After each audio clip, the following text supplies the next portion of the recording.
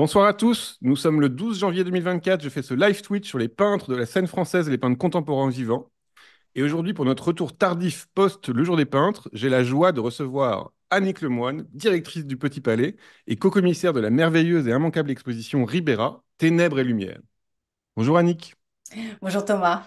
je suis ravi de faire cette émission avec toi, je suis trop content, je pense que ça va être super. On a fait 400 images, Niels est écroulé sous les images, voilà, on a fait un petit effort. Ah d'ailleurs Niels, c'est pas très beau là le petit truc que tu m'as fait. On a fait une petite rentrée là, c'est pas très joli le montage, mais bon, c'est pas grave. Tu le vois ou pas Niels? Je t'entends pas. Nini? Ah.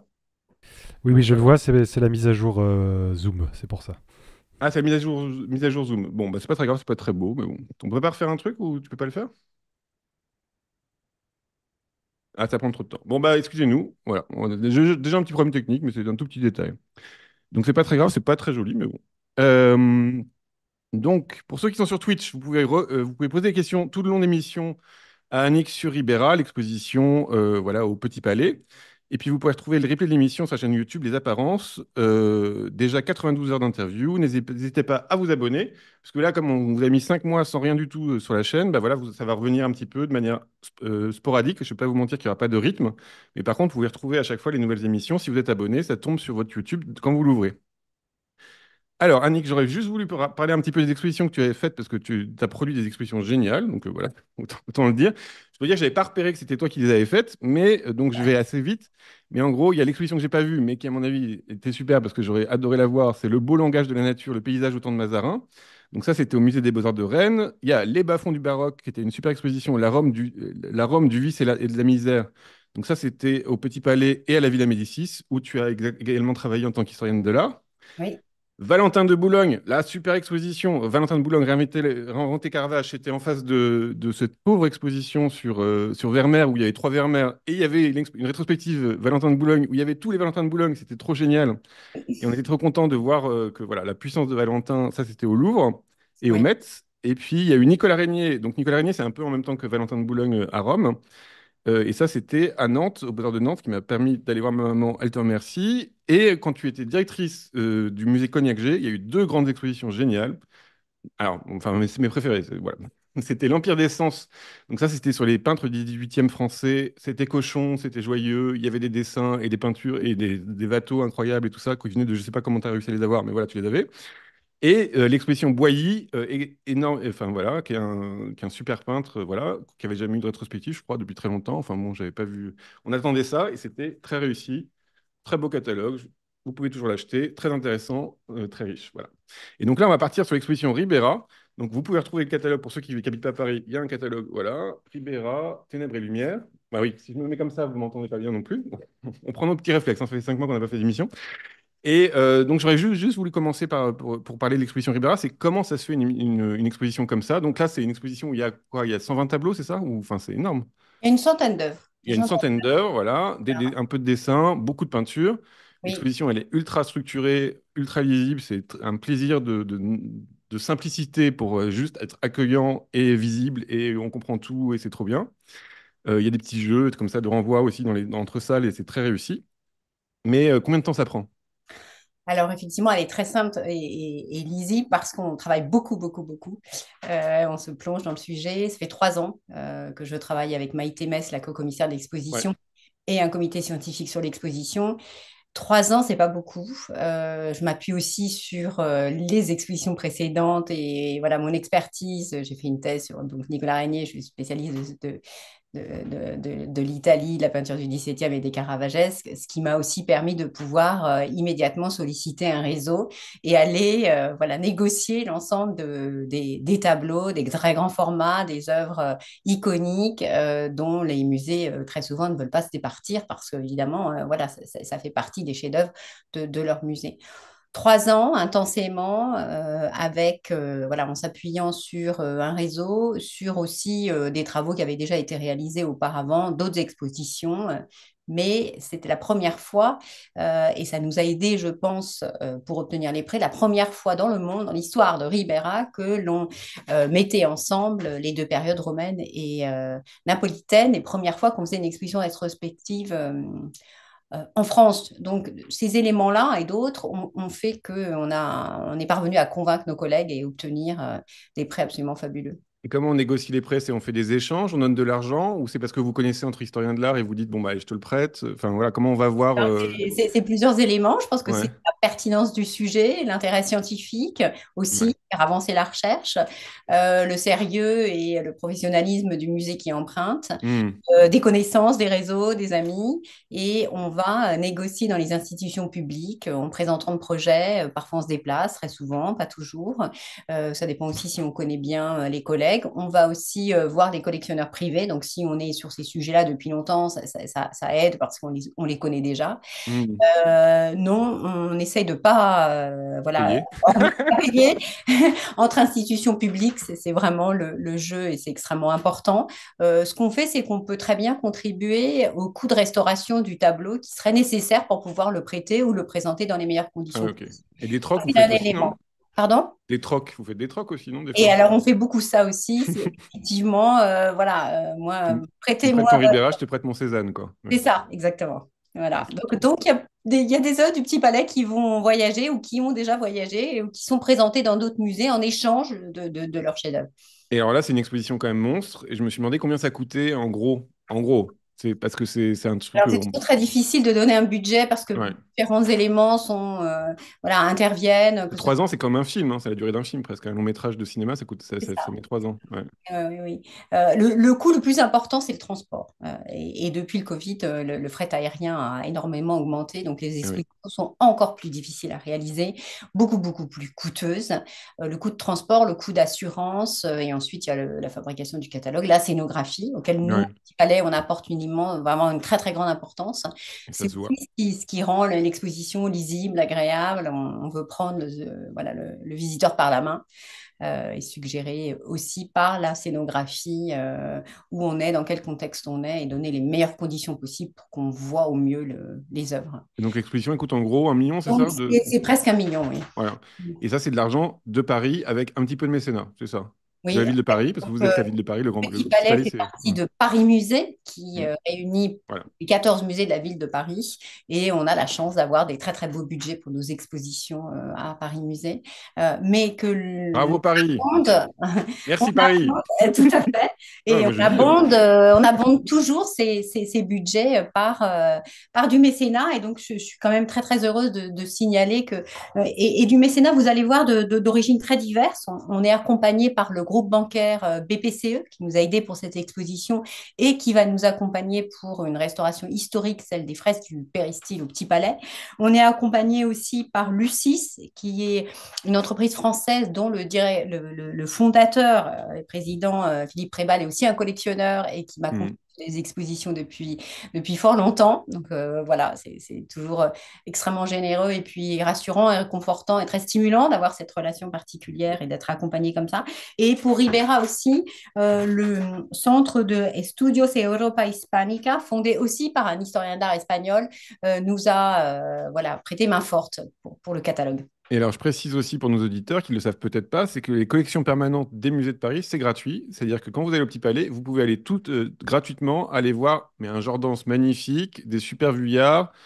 Il y a Courbet, il y a des Courbets géniaux. Enfin voilà, il y a plein de choses. Il y a Bonnat, il y a Fragonard, il y a plein de choses à voir gratuitement. Rembrandt, Quoi Rembrandt, il y a un petit Rembrandt. Rodin. Voilà, c'est trop bien. Et vous rentrez, vous ressortez, c'est trop trop bien. Voilà. Bon, maintenant, il y a des trucs de sécurité, mais en tout cas, c'est très fluide.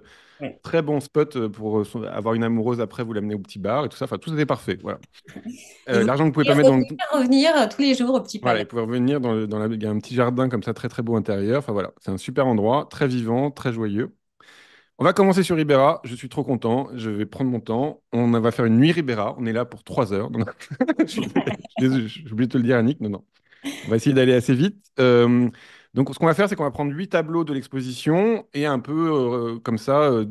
On va pas, évidemment, pas pouvoir tout voir.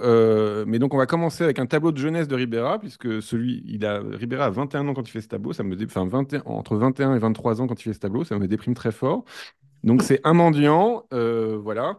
Donc ça, c'est au début de Ribera. Peut-être que tu peux nous raconter comment. Donc Ribera, on l'appelait. Il était à Rome, on l'appelait Lo Spagnoletto ou Lo Spagnolo. Est-ce que tu peux nous raconter un peu sa vie, comment il est arrivé à Rome et tout ça, quoi? Lo Spagnoletto. Alors pourquoi? C'est un surnom, ça veut dire le petit espagnol en français, parce que Ribera est espagnol. Il est né à Játiva, près de Valence, d'un père cordonnier en 1591. Et puis il quitte très très tôt l'Espagne. On ne sait pas encore ce qu'il y fait. Est-ce qu'il a déjà été formé en Espagne? Et il arrive à Rome vers 15 ans environ, hein, 1605-1606.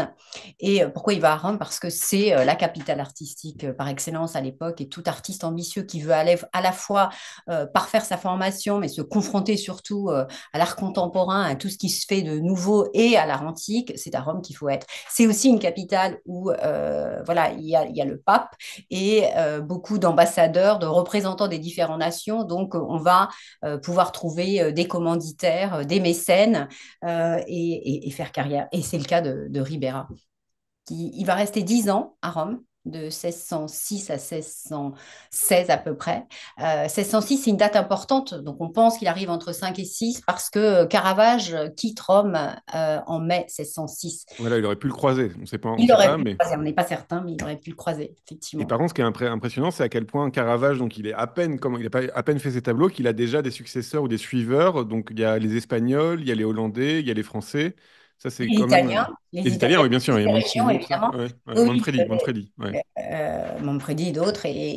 Et Caravage va avoir une influence, un impact, un aura enfin, extraordinaire immédiatement, mais aussi parce que justement, Caravage va très rapidement à Rome bénéficier de commandes publiques, et donc il est visible dans les églises, et ensuite Hmm. il est le plus grand collectionneur. Donc c'est évidemment Donc dès c'est lors comme s'il crée une mode, en fait, quoi. Enfin, il y a c'est quand même un un truc. phénomène, oui, oui, Voilà. c'est un véritable phénomène. Mais Ribera, quand il arrive à Rome, il aurait pu faire d'autres choix. Domine à l'époque encore le maniérisme tardif. Tous les grands chantiers, c'est surtout les artistes maniéristes qui Donc c'est les qui, par exemple, les peintres, pour avoir une repère, les le peintres cavalier d'Arpin, Ah oui, cavalier d'accord. Ouais. d'Arpino, par exemple, il aurait aussi pu choisir ce qui est toujours ce qu'on appelle la peinture classique ou émilienne avec Guido Reni, dominicain, les Caraches. C'est Ouais. les artistes qui dominent à l'époque et qui prônent le beau idéal. Mais Rivera, Hmm. d'emblée, a priori, il choisit la révolution de Caravage qui va à l'opposé de tous des canons et des préceptes traditionnels de l'époque. Et alors là, j'avais lu dans le catalogue, très bon catalogue, que je vous montre là, qu'à l'époque, à Rome, il y avait beaucoup d'Espagnols, déjà. Oui, oui, oui, Il y a 30% d'Espagnols. Ouais, c'est ça. il y a une communauté espagnole, mais pas unique. Hmm. Et pas, c'est pas spécifiquement de peintres. Mais en fait, c'est une ville très internationale, hein, parce que c'est la capitale de l'Église catholique, parce que c'est une des villes les plus importantes d'Italie. Hmm. Et Et là, à effectivement, ce moment-là, il y a beaucoup de. C'est Aragon, c'est ça, c'est les Espagnols aragonais qui possèdent aussi beaucoup de l'Italie. C'est-à-dire ils ont beaucoup de le territoire. sud de l'Italie. Le Voilà, sud, c'est ça. Ouais. Donc c'est dont pour ça qu'ils sont Naples. présents. Ouais, ouais. Voilà. Et ça va évidemment être un soutien pour Ribera. Et Et il y a des commandes, quoi. Voilà. voilà, depuis Rome et après, évidemment, à Naples. Et alors, ce qui est étonnant quand on arrive dans la première salle de l'exposition Ribera, c'est qu'on voit que des pauvres, que des gueux, que. Alors, il y a des allégories du goût que je vous laisse découvrir, mais donc là, on tombe sur ce tableau-là où c'est vraiment un gueux comme ça. Il est un peu plus grand que taille réelle et il est assez étonnant, voilà, avec une manière de peindre très lâchée comme ça, avec une lumière caravagesque. Donc ça, vous savez ce que c'est que le clair-obscur. Donc il y a beaucoup de noir. On met tout dans le noir et puis d'un coup, on éclaire un bon coup et il y a des taches de lumière qui ressortent comme ça au milieu du tableau. Qu'est-ce qui fait qu'il va peindre des gueux comme ça? Ben, j'ai voulu commencer l'exposition par cette salle, enfin, par ces thématiques-là, hein, qui sont présentes dès le début de sa carrière, mais qui sont très symptomatiques des choix qu'il va faire, à la fois en tirant parti de la leçon du Caravage, mais en allant plus loin. Les contemporains de Ribera disaient qu'il était plus sombre et plus féroce, plus radical, et c'est vrai. Alors pourquoi est-ce que c'est radical et pourquoi il peint? En C'est fait, Giulio Mancini qui a dit ça. c'est Excusez-moi d'avoir Mancini, travaillé. exactement. J'ai travaillé. Bravo, bravo. Guillaume Mancini, c'est important parce que c'est un très fin connaisseur de la scène artistique. C'est un médecin, mais c'est le médecin des papes et des artistes et un grand collectionneur de l'époque. Et qui écrit sur l'art ensuite. Hmm. Et en fait, on avait aussi pensé comme sous-titre La splendeur des humbles. Parce que ce qui fait l'une des spécificités de Ribera, c'est de peindre ces hommes du peuple, ces gens de la rue, ces sans-abri de l'époque, Hmm. les gueux, les mendiants. Et ça, c'est inimaginable à l'époque. Parce que vous voyez ce tableau, le tableau dont on parle, c'est un grand format, c'est un portrait.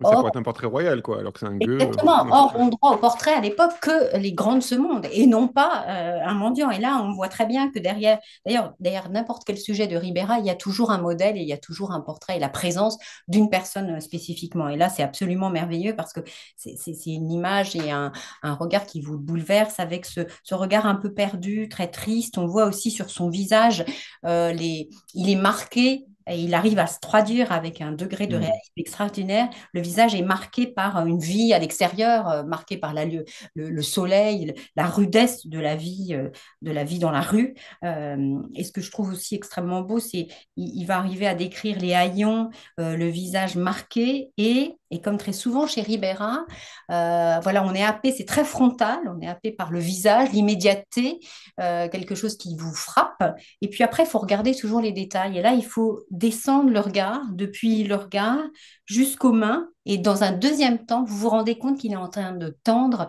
son béret ou son Mm. chapeau pour faire l'aumône. Et c'est aussi une autre façon de relier, de vous impliquer dans l'espace du tableau. Ça, je trouve ça extrêmement bouleversant et très émouvant.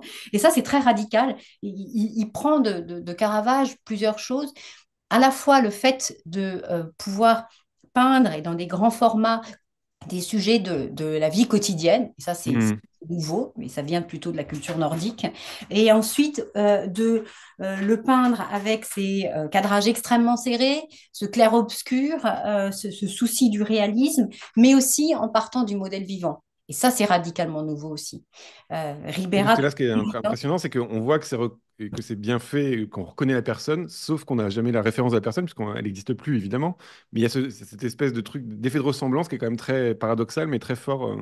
Et l'autre chose, c'est qu'il y a quand même l'écriture aussi de. Elle est déjà là, l'écriture de Ribera. C'est-à-dire qu'on voit, quand je vous parlais de taches de lumière, c'est des taches de lumière très empâtées, où on a déjà beaucoup de matière, qu'on va exact. voir que c'est vraiment son truc. Et peut-être, il est peut-être un peu timide, là. Il y va pas franchement Ah par rapport oui, à parce après. qu'on est au Ouais. tout début de sa carrière. Là où je suis Ouais. très heureuse et si heureuse que vous soyez venu et que tout le monde va venir voir l'exposition, c'est que c'est la première fois qu'on met les deux périodes romaine et napolitaine ensemble et donc on voit la métamorphose de cet artiste. Ouais. Et vous avez raison, il y a déjà des choses, des traits qui sont les siens et qu'on va retrouver tout au long de sa carrière. D'ailleurs, je tiens à préciser un truc que j'ai pas dit au début de l'émission, c'est que là, je vous ai mis des images qui sont à la fois des images haute def et des images que j'ai pris moi-même en appareil photo ou vidéo.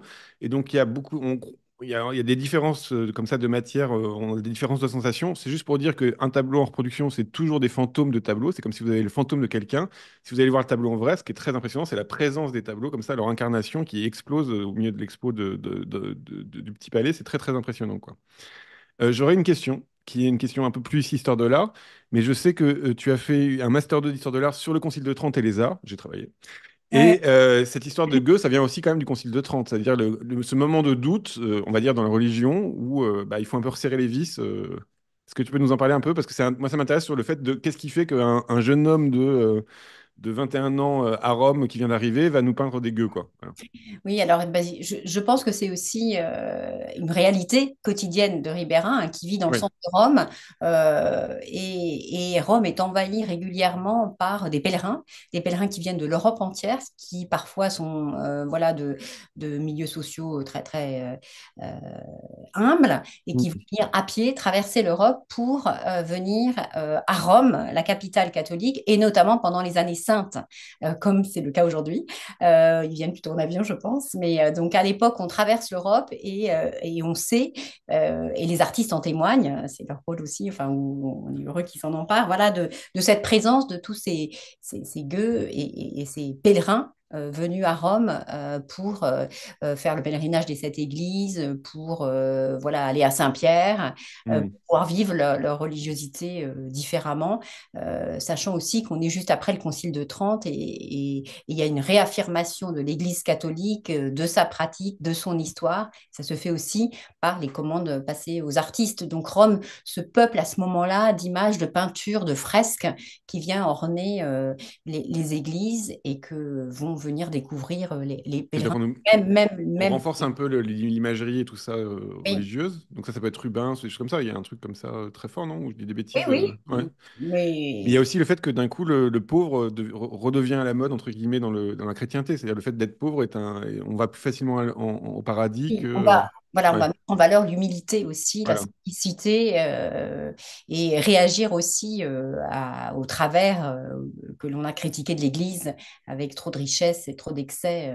Et évidemment, ce type de portrait de humble, ça peut être aussi compris dans ce sens-là. Après, c'est aussi la réalité, sans doute, avec beaucoup de personnes pauvres dans les rues de Parce que Rome. ce tableau-là, il appartenait à un super riche, Oui, Scipione Borghese, on est d'accord? Donc c'est la famille Borghese et tout ça. le Donc c'est cardinal quand même. Borghese, oui. Donc l'idée qu'il ait quelque chose comme, enfin, qu'il ait ce tableau-là dans ses affaires, c'est quand même, voilà, il y a un rapport à la religion, quoi. Il y a, Sans doute. Alors, ouais, on on sait sait pas pas. Ah ok, si, c'est moi non, qui non, pousse non. les choses, mais. On ne sait pas si le tableau a été peint pour le cardinal Borghese Mhm. aussi, et peut-être plus tôt, il l'a acheté dans un deuxième temps. Mais c'est un Ah très ok. grand collectionneur Mhm. de Caravage, de Ribera, des bains de Caravagès. Et donc, il a un œil très sûr. Et il a plusieurs Ribera dans son palais. Et effectivement, c'est étonnant de penser qu'un des cardinaux, parce qu'en plus c'était le cardinal neveu du pape, et dans Voilà. ses Ouais. galeries, dans son palais, un portrait d'un gueux, d'un mendiant. Alors, on va passer au deuxième tableau qui s'appelle Le Jugement de Salomon. Et alors, ça, c'est un peu l'actualité, enfin, on va dire l'actualité historique, l'histoire de l'art de ton exposition. C'est le fait qu'il y avait un maître, le maître du jugement de Salomon, qui est donc ce tableau-là. Donc, quand on dit maître, c'est généralement qu'on ne sait pas qui c'est le peintre. Donc, d'un coup, on prend son meilleur tableau et puis on dit, voilà, tout autour de ça, ça gravite et c'est le maître d'eux. Et en fait, Gianni Papi, qui est un historien de l'art italien, c'est ça, a décrété, bah non, en fait, c'est pas le maître du jugement de Salomon, c'est bien Ribera, de jeune, à Rome, quoi. Et donc là, il y a toute une salle, il y a 60 tableaux, c'est ça qu'il a d'un coup remis dans Ribera? Exactement. C'est quand je Ouais. vous disais que c'était en fait, on savait que C'est tout Ribera. récent, c'est en 2002, hein. Ouais. Voilà, on savait que Ribera était allé à Rome, mais jusqu'à 2002, on ignorait qu'est-ce qu'il avait fait, quand exactement il arrivait, et on pouvait réunir même pas moins d'une dizaine de tableaux. Et ensuite, on avait les 40 ans, les 40 années napolitaines et 200 tableaux, ou non, ou une centaine de tableaux.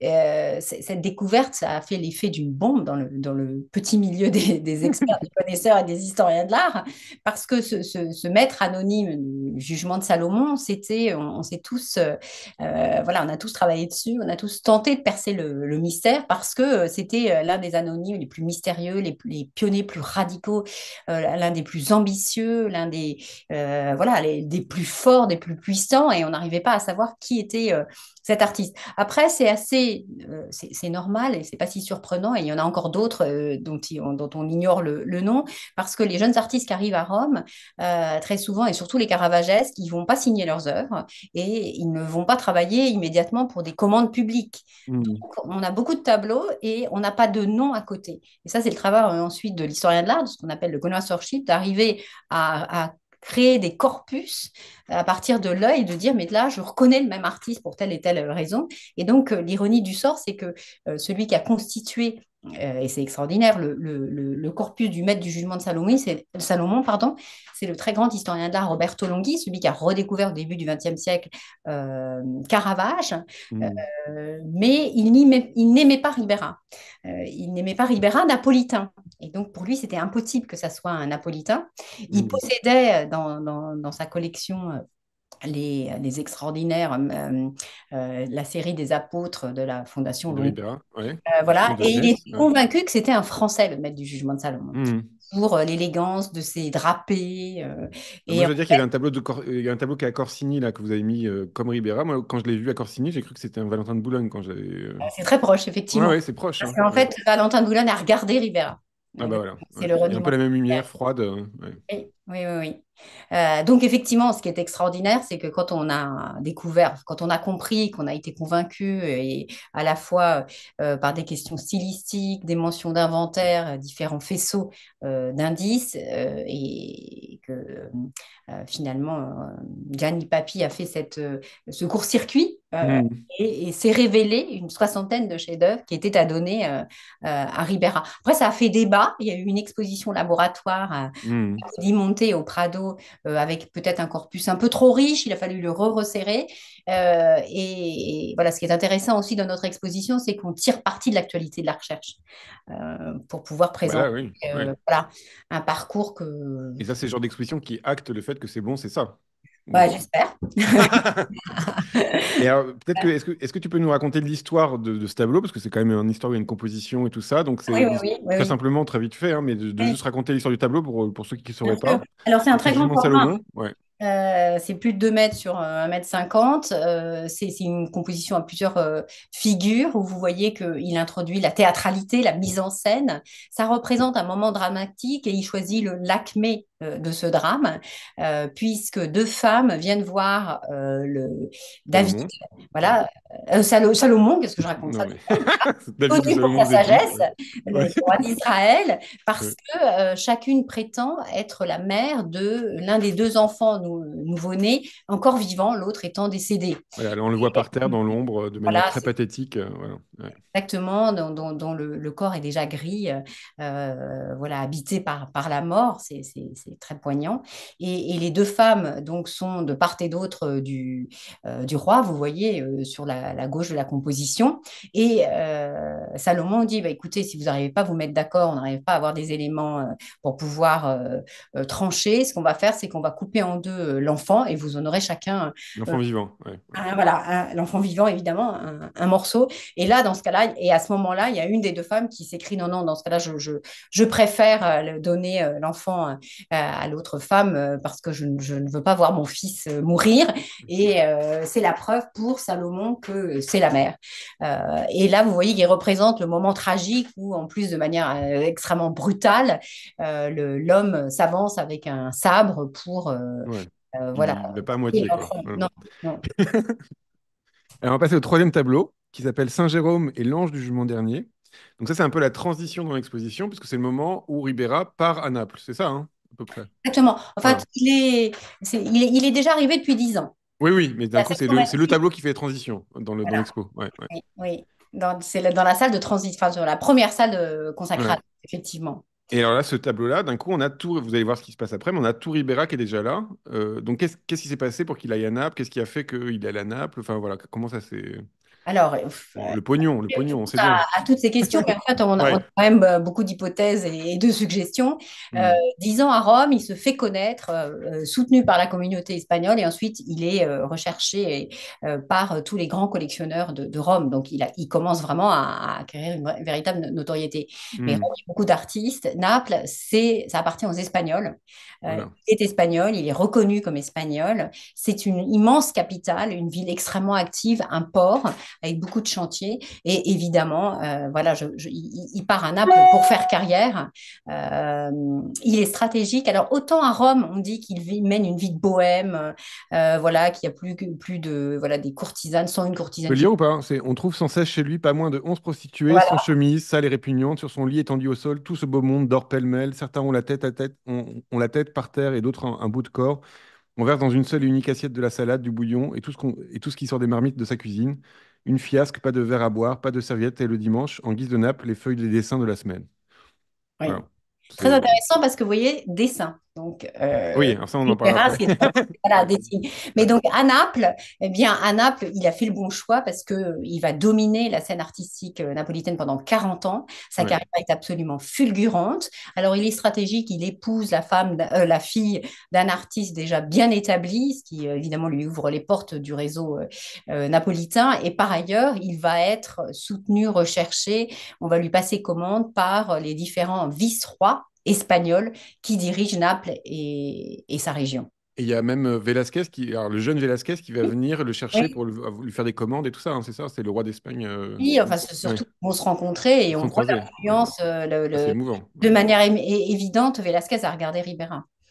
Alors, l'autre chose que je voulais dire, c'est que donc Rome, c'est 100 000 personnes. Pardon, j'ai renversé une bouteille.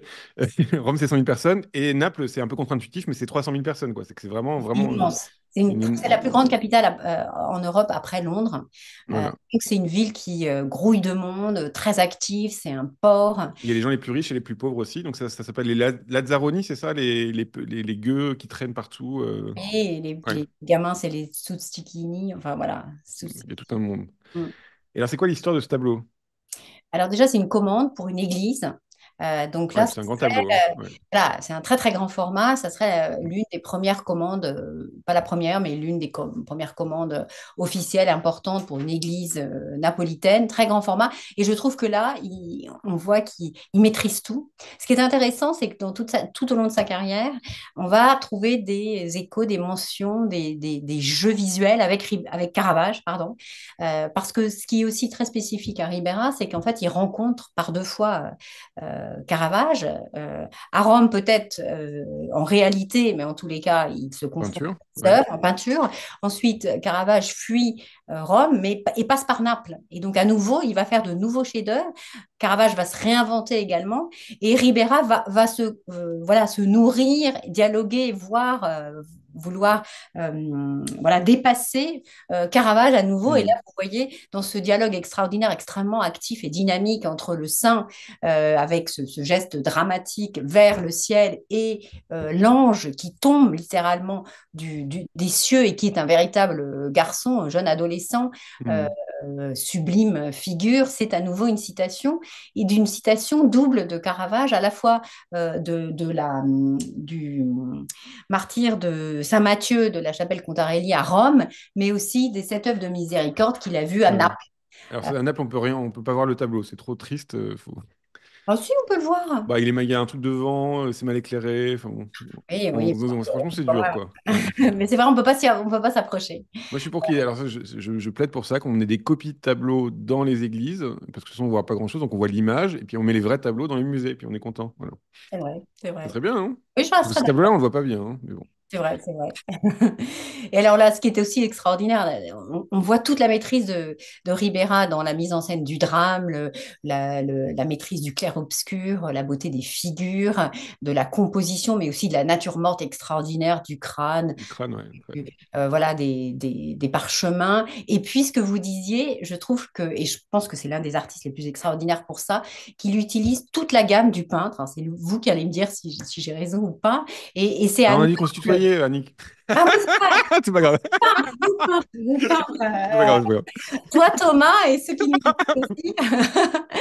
Parce qu'en fait, et c'est dans ce tableau-là qu'on le voit particulièrement bien. Alors, il y a peut-être des images. Moi, je vois pas ce que tu Oui, passes oui, on voit les à détails et tout ça. l'écran. Je Voilà. t'en ai mis quelques-uns pour te montrer que ça peut. On peut voir la matière différente. Voilà. Exactement. Et là, c'est Texture. extraordinaire, Ouais. absolument saisissant. Alors, l'un des bonheurs ou des expériences les plus belles, c'est quand on prépare une exposition, on voit arriver les œuvres déjà. Ouais. Ce qu'on a imaginé dans sa tête, on le voit tout d'un coup en réalité, mais on peut aussi prendre le temps de regarder de très, très, très, très, très près les œuvres dans tous Hmm. les sens.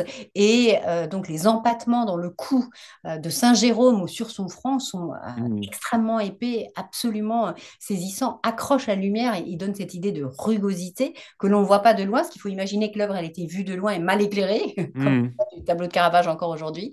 Mais il y a aussi un traitement très léché, très sophistiqué du drapé blanc, rouge, orange. Oui, euh, il y a une ductilité comme ça différente à chaque endroit, une écriture Exactement. différente. Ouais, Voilà, ouais. très précis dans les mains, ses mains très dessinées, la nature morte aussi, avec empattement et finesse du trait, et le velouté des nuages, la grâce, la précision, ou les réaux très fins pour faire briller la barbe ou les poils de sa chevelure. Donc c'est vraiment, il sait tout utiliser, toute la gamme propre au peintre. Et alors là, on pourrait dire même que les plis de son front, ils sont un peu lourds par rapport à ce qu'il y aura après, ce qu'on va voir après. C'est-à-dire qu'il y a un truc où c'est un petit peu plus laborieux que ce qu'on va, que la facilité avec laquelle il va nous faire un Saint-Jérôme plus tard. Il y a un progrès, quoi, dans sa manière de mettre des empattements. Ouais. Tout à fait. Ouais. Voilà, il y Non, a mais c'est pas. 40 ans, en plus, non, 60, enfin, voilà, Ouais. de grosses années d'expérience. Je pense aussi que ce tableau, il faut l'imaginer. Très haut. Ouais. Voilà, c'est ça. Il prend en compte le contexte dans lequel il va être présenté et donc vu de très très loin. Alors que le Saint-Jérôme dont Oui, vous c'est vrai. parlez tout Ouais, à c'est l'heure, un truc plus c'est ce intime. Ouais. qu'on appelle Ouais. un tableau de chevalet, donc il va être accroché à hauteur, Intéressant. Ah on ouais. peut le voir différemment. Et puis, le Saint-Jérôme que l'on regarde en ce moment, c'était sans doute pour lui un des premiers, un de ses plus importants défis à ce moment-là de sa carrière. Donc, il va peut-être mettre trop, enfin voilà, il met énormément Oui, dans. ça arrive souvent. Bah, je pense, là, je suis devant le Titien, le Bacchus et Ariane de Titien, où quand c'est la première commande d'un jeune artiste, il met tout, quoi. Il veut C'est ça, impressionner. Ouais. Il y a un truc un peu exactement. Il peut démonstratif. Ouais. impressionner, c'est très démonstratif, Et exactement. là, quand c'était dans l'église, c'était éclairé comment? C'était éclairé à la bougie. Oui, c'est très peu éclairé hein, à ce moment-là dans Mais les c'est églises. des bougies ou Après, c'est... alors, il est plus dans l'église. Je pourrais Parce pas que vous. la bougie, ça bouge. C'est pour ça que ce que je me demandais, c'est est-ce que les flammes des bougies, ça bougeait pas ça devait faire un effet un Sans petit peu doute, dans, comme... pour celui-là, je ne peux pas vous Ouais. répondre Ok. précisément parce que tout dépend où il était précis. S'il y avait une fenêtre dans la Ah chapelle, oui, bien sûr, où il bien était sûr. présenté, de quel côté, avec quelle Je orientation, comprends. Ouais, ça peut vraiment changer ouais. l'éclairage. Et d'ailleurs, mais ce qu'il faut avoir à l'esprit, c'est que l'éclairage n'était pas uniforme et que si vous vous rendez dans l'église le matin ou le soir, en été ou en hiver, la lumière était forcément différente. Voilà. Alors je vous décris juste ça parce que ça m'a amusé. C'est quand un ami, un compatriote aragonais, Giuseppe Martinez, demande à Ribera pourquoi il vient pas en Espagne et Ribera lui répond quand la place est bonne, il ne faut pas en changer. Voilà. Donc ça veut dire il était bien. Après, en fait, il était quasi considéré comme le peintre officiel de Naples. Voilà. Il domine vraiment la scène. Il cartonne là-bas, quoi. Voilà. Oui. Et alors, on va passer au prochain tableau, qui est un de mes préférés. Pas parce qu'il y a un gros monsieur au milieu, non, c'est pas pour ça. Donc, c'est de Silène Ivre. Voilà, donc là, c'est mythologique pour le coup. Peut-être que vous pouvez nous raconter d'abord le tableau, parce que c'est évidemment très spectaculaire comme tableau d'avoir un gros monsieur comme ça au centre, nu, un nu masculin adipeux. Ouais, voilà, est-ce que tu peux nous raconter l'histoire déjà? Pourquoi? Qu'est-ce que c'est? Voilà. Déjà, vous êtes devant l'une des rares toiles mythologiques de Ribera. Il en a fait d'autres, hein, mais il n'en a pas fait beaucoup. Ça représente Silène. Alors, Silène fait partie du voilà, cortège bachique de, euh, de Bacchus. Ce qui est très beau, c'est qu'en fait, il est représenté comme une Vénus. Hein. C'est une Vénus Oui, antique, iconoclaste. Silène, il est célèbre pour être ivre, être demi-nu comme ça, ou nu sur son âne. Mais ici, ce qui est très beau et ce qui est extrêmement fort, c'est que c'est très original, c'est un sujet qui n'est jamais représenté de cette manière-là, et qu'on se voit se mêler à la fois une sophistication et une érudition à de l'ironie, de l'humour et quelque chose d'autoréférentiel aussi, je vais vous expliquer pourquoi.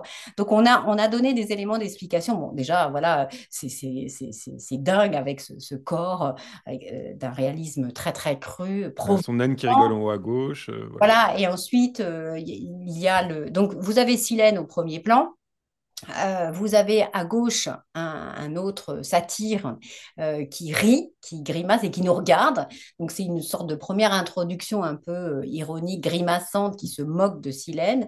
Vous Alors ça, voyez, dans un tableau, là, on appelle ça un almoniateur, c'est ça? admoniteur. Un moniteur, voilà. Voilà. Donc c'est un personnage qui vous regarde. Moi, je ne connaissais pas, j'ai appris ça en vous écoutant, en t'écoutant l'autre fois, enfin, faire une démonstration aux journalistes. Donc l'admoniteur, c'est celui qui regarde le spectateur en disant hey, tu nous vois. Enfin voilà, c'est le Une façon, admoniteur. voilà, Pardon. c'est une façon de vous introduire dans l'œuvre, de solliciter votre regard. Et là, ce qui est intéressant, c'est que cet admoniteur, il ricane, il se moque de Silène, il se moque peut-être du spectateur, de nous. Euh, Hmm. on entend son rire. Et son rire, il est doublé par le vraiment, vraiment de l'âne, l'âne de Silène. Mais après, il faut aller plus loin. Et vous voyez que dans l'autre partie de la scène, c'est beaucoup plus concentré. Euh, et vous avez d'une part Pan qui est derrière Silène et qui est en train de le couronner de feuilles de vigne. Pan serait le père de Silène. Alors comment on le reconnaît?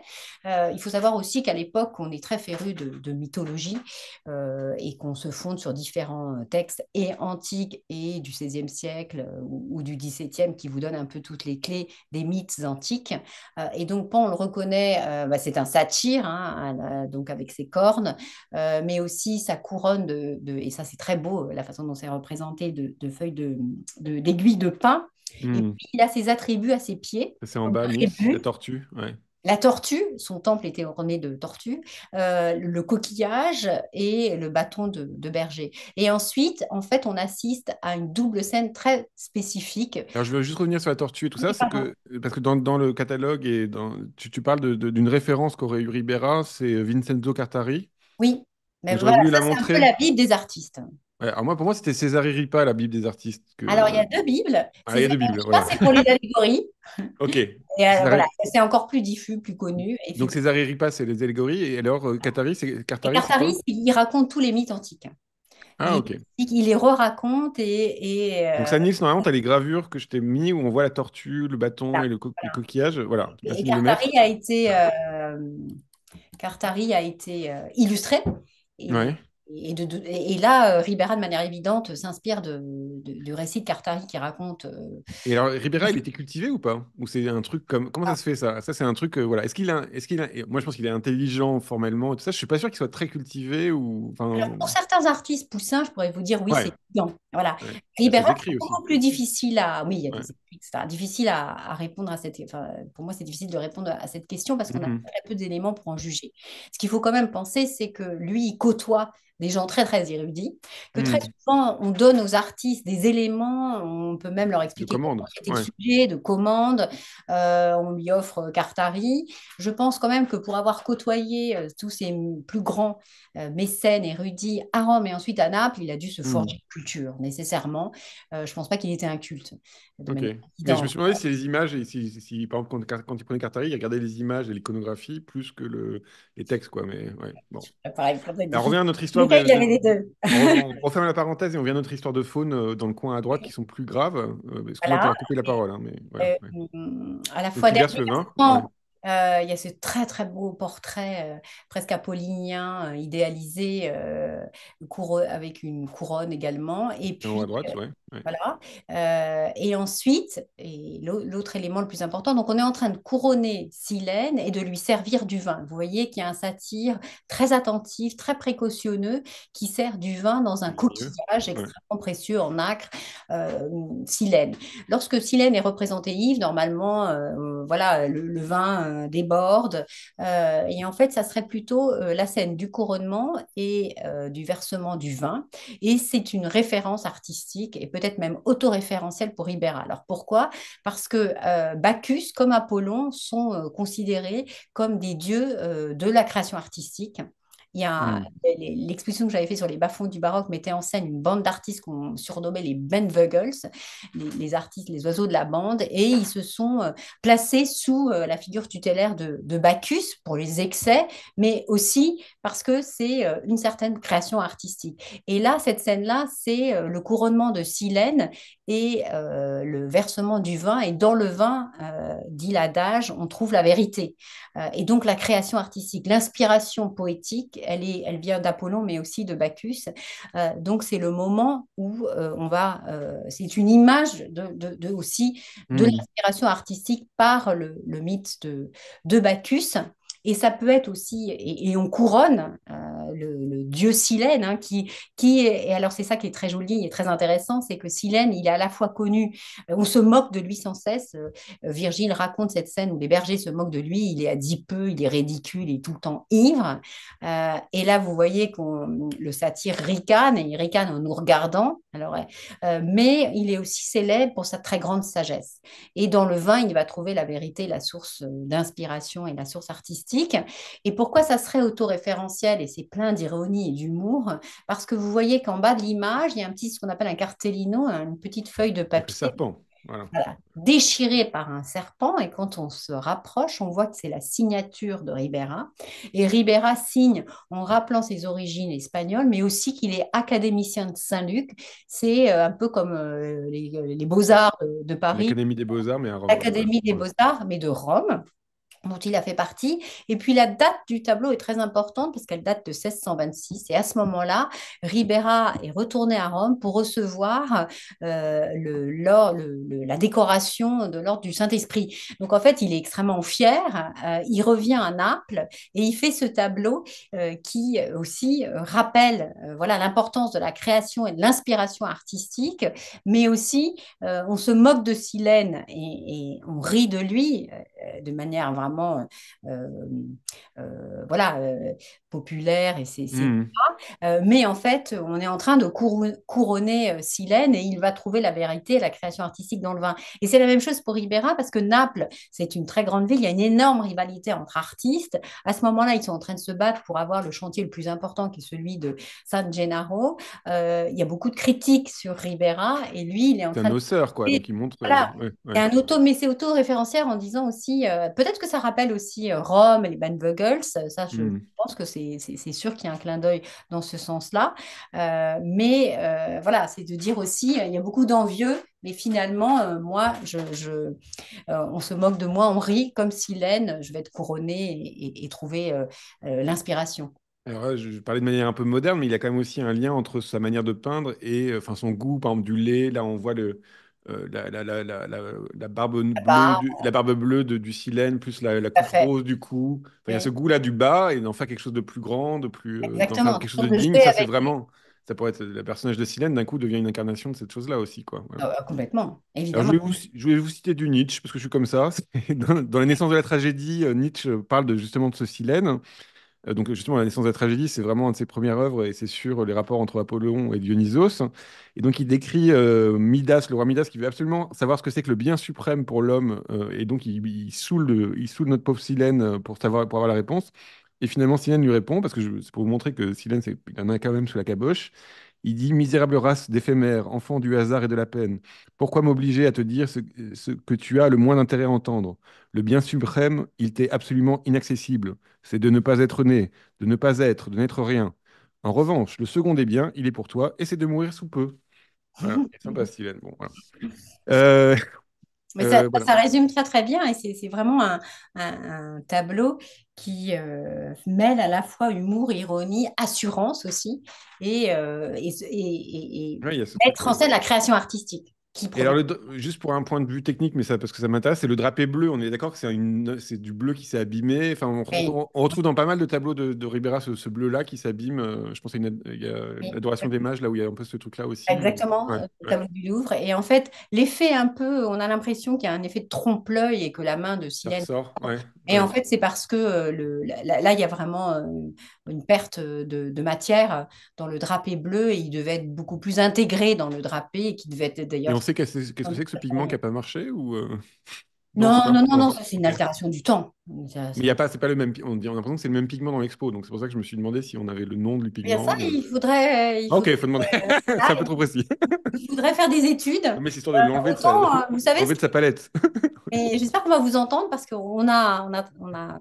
enfin, les restaurateurs et des analyses ont été faites sur tous les tableaux de Caravage, dans tous les sens, des radiographies. Mais alors, les artistes caravagesques, très très peu. Et ça serait Ah très oui? intéressant. Oui, ça serait très intéressant qu'on puisse aussi avoir ce type d'études sur les tableaux. Et tu t'intéresses aussi aux Hollandais ou pas? Terbruggen et Ah tout oui, ça? beaucoup, Ouais. énormément. Ok. Ça, c'est assez passionnant aussi, hein, les Nicolas Hollandais. Régnier, il était flamand d'origine. Mhm. Ribera est très très proche des Hollandais, Terborghen, Dirk van der Buren, David Ouais. Dehaene. C'est le Et même milieu, c'est le même humour. Il y a toujours quelque chose de très populaire, très gras. On le voit puis dans des la. inventions de formes et de couleurs Oui, là, qui sont assez folles, hein. Ouais. exactement. Tout à Alors, fait. on est évidemment extrêmement en retard. Je le savais qu'on devait faire une nuit. Désolé. Allons-y alors. Bon. Donc on va passer un peu plus vite, malheureusement, mais parce que c'est un de mes tableaux préférés, sur la lamentation sur le Christ mort. Donc ça, c'est une salle qui est la salle des chefs-d'œuvre. D'ailleurs, Stéphane Coher en a parlé à la radio. Il y a trois tableaux comme ça, trois lamentations qui viennent d'Espagne, de Londres, du Louvre, et c'est magnifique d'avoir les trois comme C'est ça. ma salle préférée. Offrez-vous un cadeau, allez voir cette salle, juste, voilà, si vous n'avez pas beaucoup de temps, vous allez voir cette salle 10 minutes, ça vaut vraiment, c'est d'une profondeur incroyable. Et donc moi j'ai choisi l'espagnol pour une seule raison, c'est que j'adore la manière dont la Marie-Madeleine est en train de sentir les plaies du Christ, comme ça, elle goûte ça. Je trouve que ça ressemble beaucoup à Ribera, d'être prêt à manger la plaie presque. Il y a quelque chose comme ça de synesthésique dans son tableau où les pieds sentent et en même temps c'est saignant et en même temps on y va quand même. Et elle touche les bouts du doigt comme ça, elle met son nez.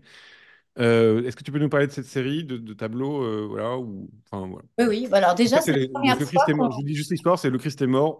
Il y a sa maman et sa copine et son amie Marie-Madeleine qui récupèrent le cadavre. Voilà. C'est résumé, pas très historien de l'art, mais Ce que je souhaitais, c'est la première fois qu'on parvient à réunir ces trois toiles. ouais. Parce que le tableau du Louvre est très fragile et ne voyage pas habituellement. Donc déjà, c'est unique. Ensuite, ce que je voulais montrer, c'est que sur presque exactement, c'est presque le même thème, Ribera, à quelques années d'intervalle, arrive à chaque fois à se réinventer complètement, à faire un chef-d'œuvre et à jouer sur des émotions, une composition, des ressorts très différents. Dans celui-ci, il va justement insister sur la question tactile, sur les sens et Hmm. le détail là que j'ai sous les yeux de Marie-Madeleine qui est sur le point de baiser le pied du Ouais. Christ. On voit aussi qu'il insiste sur les plaies. C'est le seul des trois tableaux pour lequel il insiste sur la passion du Christ et sur la violence. Euh, Avec ce truc très élégant du torse du Christ qui est légèrement déformé par la plaie, comme ça, c'est très très beau. Ça, de cet ah oui. angle-là, je le trouve Ouais. incroyable, quoi. Ensuite, à la différence des autres, il fait pivoter légèrement le corps qui traverse tout le tableau et ce qui fait on a l'impression qu'il sort un peu de l'espace du tableau pour rentrer dans le nôtre et comme si nous, on allait faire corps avec le corps du Christ. On joue, il faut à nouveau, on est à l'époque de la réforme tridentine, on veut susciter l'émotion, l'empathie Hmm. du spectateur, mais surtout du fidèle et qu'il fasse corps avec le corps du Christ. Ce que je trouve aussi absolument extraordinaire dans le registre des émotions et du lyrisme, c'est les mains de la Vierge qui sont comme Ouais, ça, c'est magnifique. Ouais. crispées et qui, dans les mains, ils disent tout le désespoir, la prière, le drame qui s'est joué et le drame de la mère comme de la Vierge. Ça, c'est absolument fabuleux. Le détail aussi, cette présence du sang, des plaies et de la violence, elle traverse le tableau et là, c'est des détails, il faut toujours aller regarder les détails chez Ribera, les taches de sang sur le front du Ouais. Christ. Ça, c'est Alors absolument. étonnamment sur l'entrecuisse aussi, enfin, ça m'a étonné, mais il y a quand même des taches de sang aussi sur l'entrecuisse du Christ, hein. Ça c'est plus Ouais. bizarre. Mais Oui. Et puis, il y a peut-être le détail. Est-ce que vous voulez parler du... Alors oui, là, je vois qu'il y a les détails des mains extraordinaires.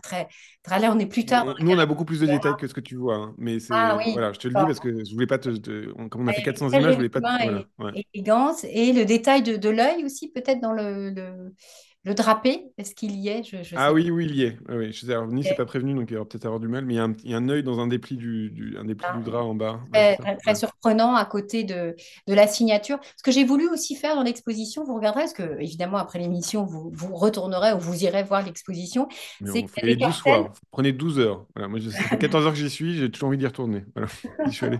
Il y a des cartels qui s'appellent œil aiguisé, vous verrez un œil et ça vous invite à regarder des choses que vous verrez peut-être pas nécessairement seul. Et là, Mm. par exemple, on indique cet œil caché dans les drapés. Et alors, donc on va aller un peu plus vite parce qu'on va vous montrer les deux autres. Donc il y a celui de la National Gallery que moi j'aime moins parce que je trouve qu'il a un torse un peu trop porcelaine. Il est moins incarné. Enfin, ouais, il est très Ouais. beau, la composition et tout, mais la carnation, elle est moins Elle est très différente. ouais, Là d'ailleurs, vous plus voyez une autre sage. technique où c'est une touche très porcelainée, très Ouais, léchée. On voit pas le travail de l'artiste, mais ce qui est magnifique, ce sont les drapés et les mains. En fait, la mort a déjà envahi le corps du Christ et vous voyez qu'il a les mains grises. Et ce qui est très très beau là, c'est le détail des deux doigts de Saint Jean qui sont ouais, encore qui dépasse sur les pleines de bras là. vie, donc elles Ouais. sont roses, ils sont roses et ça tranche avec le corps livide du Très Christ. bonne leçon de peinture, ça. Faut jamais, si on a plusieurs personnages dans le même tableau, il faut toujours avoir des couleurs de peau différentes parce que sinon c'est un peu trop pareil. Voilà, et ça se N'est-ce distingue. pas, Nicolas Poussin? Euh, Des petites leçons de Nicolas Poussin de réalisme. Et Et on le, passe à celui du Louvre, Nils, si tu veux, parce que comme ça, on va avancer un Bien petit peu. sûr, bien sûr, bien sûr. Et alors, Celui celui du du Louvre, Louvre, c'est je le tiens à premier. dire que l'image est dégoûtante et n'est pas de très bonne qualité puisqu'elle vient du Louvre et que cette image fait 160 KO, donc est toute petite. Et c'est dommage que c'est un chef-d'œuvre. Donc je vous montre il y a des photos de moi que j'ai faites personnellement qui sont très belles, mais voilà, c'est un peu frustrant. Et ça, c'est un chef-d'œuvre aussi. Parce que là, on a l'impression que la tête est déjà découpée. C'est presque un. Ouais, c'est. Œuvre absolue, c'est le premier où il va jouer davantage du clair-obscur Ah et de ouais, toute là. façon la tête a l'air coupée parce qu'elle est coupée par l'ombre, très Ouais. envahissante. On sent le poids du corps, on a l'impression qu'il va glisser et glisser dans notre espace à nous. Il y a cette main qui ploie, qui est abandonnée, toujours c'est drapé Il y et a le là jeu des mains comme ça, voilà. tout Et, en et à vertical. nouveau des citations de Caravage très évidentes. Alors, on va passer à mon tableau préféré. C'est Apollon et Marsyas, qui date de 1637, donc de toujours de Ribera. Est-ce que tu peux nous raconter l'histoire d'Apollon et Marsyas assez vite? Oui, Ou si tu veux que je la raconte moi, de manière encore plus bully, mais c'est alors comme comme tu tu veux. veux, ça ira plus vite peut-être. Alors, Apollon et Marsyas, c'est simple, c'est Apollon, c'est le dieu, Marsyas, c'est le faune. Marsyas, il croit qu'il joue très très bien du pipeau, pas du tout. Apollon lui dit non, non, non, moi je joue beaucoup mieux que toi. Ils font un concours de musique. Évidemment, Marsyas, il s'est attaqué au dieu de la beauté et de l'art, il a perdu. Et donc, le perdant a le droit de faire ce qu'il veut au gagnant. Non, le gagnant a le droit de faire ce qu'il veut au perdant. Et Apollon lui demande comment on appelle ça? On appelle ça Torché. Il va les l'écorché vif. fatiguer. Voilà. Et donc, on a notre dieu Apollon en haut, notre faune Marsyas en bas qui se fait écorcher par Apollon très calmement. Oui, Oui, pardon. exactement. Je pense qu'on n'a jamais vu un bourreau aussi impassible et aussi Serein, doux ouais. que ce Apollon placide en train de farfouiller directement dans la chair ouverte et à vif de Marcia. C'est assez saisissant. D'une main, il écarte la peau et de l'autre, il farfouille à l'intérieur tout en Ouais. regardant sa victime, hein, celui qui a osé le défier. Et ce qui est étonnant et absolument saisissant quand on est devant l'œuvre, c'est qu'à nouveau, l'admoniteur, cette fois-ci, c'est Marcia, c'est la victime, et il hurle de douleur à la bouche béante, dirigée vers nous. Et donc, il s'adresse à nous à la fois par sa bouche, et donc on entend son cri. Ribera aime beaucoup jouer avec les différents sens, et très souvent, les peintures de Ribera, elles sont parlantes, on les entend Mhm. et ici plus qu'une autre, avec ce regard qui vous saisit, comme s'il voulait vous prendre un témoin, peut-être vous demander d'intervenir. Ce cri et ce drame, il est doublé, et à partir de la période napolitaine, Ribera aime beaucoup jouer des mises en abîme ou des foules ou des témoins, et vous voyez à l'arrière-plan, derrière Il y a l'arbre, des faunes en fond à droite, là. voilà, c'est les amis de Nils qui est tombé dans les Marcia, pommes ou ils pas? sont C'est là, ça désespérés. défile pas? Ouais. Nils, Pardon. t'es là ou pas? Ça défile pas? Bon, pardon. Donc oui, au fond, il y a les faunes, ouais. Voilà, et ce que je trouve très très beau aussi, c'est ce drapé complètement artificiel. En fait, il revient de Rome, et à Rome, dans les années 1626, un collectionneur qui s'appelle Ado Brandini a fait venir des tableaux vénitiens de Titien, de Véronèse, de Giorgione. Ça a fasciné les artistes de l'époque, que ce soit Mhm. Poussin, que ce soit Cortone ou que ce soit Ribera. Et là, vous voyez, je pense que dans ce drapé, avec tous ces jeux, ce qu'on appelle les cangianti de reflets Alors, sur quand gentil, c'est quand il y a la lumière est d'une couleur et l'ombre d'une autre couleur, hein, c'est un ça? peu, voilà, c'est ça, Ouais. c'est que l'ombre, elle va s'iriser de différentes couleurs sur les plis. La Euh, fresque de Michel-Ange, bah, la chapelle Sixtine, c'est un peu ça. C'est toujours voilà, il y a beaucoup voilà, de pour donner colonnes. du volume. Ouais, ouais. Voilà, exactement. Et, et là, on a cette citation vénitienne au milieu de cette scène de torture absolument épouvantable, et il y a un tableau absolument extraordinaire. Et alors moi j'ai une petite théorie, c'est je trouve que le faune, il a une tête trop petite par rapport à son corps. Et je me suis demandé ça, on pourrait se demander ça même par rapport au Jésus-Christ du premier, le Jésus-Christ de Madrid, c'est que d'un coup ils ont des grands corps et puis une petite tête. Cette tête-là, mine de rien, elle est exactement la taille de tête du spectateur, c'est-à-dire qu'elle est à échelle 1 pour le spectateur. Et je me suis dit s'il n'y a pas un truc de vis-à-vis bizarre, étrange comme ça, où on se retrouve à être en empathie totale avec le faune, parce que aussi on a ce truc-là de miroir, de format, Fort quoi. aussi parce que Ribérin aime beaucoup jouer sur cette question de Du mise en spectaculaire, abîme, quoi. Ouais, de ouais. spectaculaire. Il utilise mille et un ressorts, et ça, c'est fabuleux et fascinant. Et il faut aller chercher ça dans ses œuvres. Mais de toute façon, vous n'avez pas besoin de le chercher parce que c'est instinctif. On est impliqué. Et c'est toujours une expérience, ces tableaux. On ne peut pas rester indifférent. Et là, effectivement, l'homotétie entre notre visage et celui de Martias hurlant Hmm. doit jouer aussi de la façon dont on réagit à cette toile. Et on est d'accord que le tronc d'arbre, il était un peu moins sombre, là. Oui, Ah, en parce que réalité, oui, c'est un peu ouais, sombre, effectivement. non, mais même dans le tableau, avant, il était peut-être un peu moins sombre, parce que là, dans le tableau, d'un coup, on a l'impression que c'est un arbre vagin. Enfin, il y a un truc un peu Ah, surréaliste comme ça. je pense pas parce que Ah, c'était aussi sombre que ça. Ok. et puis, après, ce qu'il faut dire, c'est que Ouais. c'est l'un des tableaux c'est un tableau qui a été très récemment restauré et très très bien. Ok. Donc, par exemple, dans cette salle, c'est le seul qui a été récemment restauré. Et vous voyez, c'est pour ça qu'il a ce côté extrêmement chatoyant, très lumineux. On voit tous les réaux, ça brille. Donc, je pense que c'est la bonne couleur. Et il y a une autre chose qu'on n'a pas dit, c'est que Ribera a fait plusieurs versions de ce tableau. Donc il y a un tableau qui existe à Bruxelles, hein, Bruxelles, oui. ouais, que moi j'aime beaucoup aussi. Oui. Et d'ailleurs, j'ai sauté, je sais pas pourquoi, j'ai sauté les Saint-Jérôme pénitents, mais on va le sauter parce qu'on n'a plus le temps, donc comme ça c'est très bien. Bon, Saint-Jérôme, par exemple, il en a fait une quarantaine, c'est-à-dire que c'était quand même. c'est ça. C'est Voilà. ça. C'était un des thèmes obsessionnels de Ribera. C'est un thème très présent à l'époque, hein, mais chez Ribera tout Voilà. particulièrement. Alors je m'en vais un peu, Niel, si tu peux nous montrer juste un tout petit peu les Saint-Jérôme pénitents que j'avais préparés, mais que j'ai sauté sans faire exprès parce que je sais qu'on est déjà en retard. Mais voilà, donc c'est comme Saint-Jérôme, c'était une bonne manière de vous montrer qu'il y avait une écriture complètement différente, c'est-à-dire qu'entre le front du Saint-Jérôme, Niel, si tu y arrives, le front du Saint-Jérôme, le crâne, les Magnifique. drapés, voilà.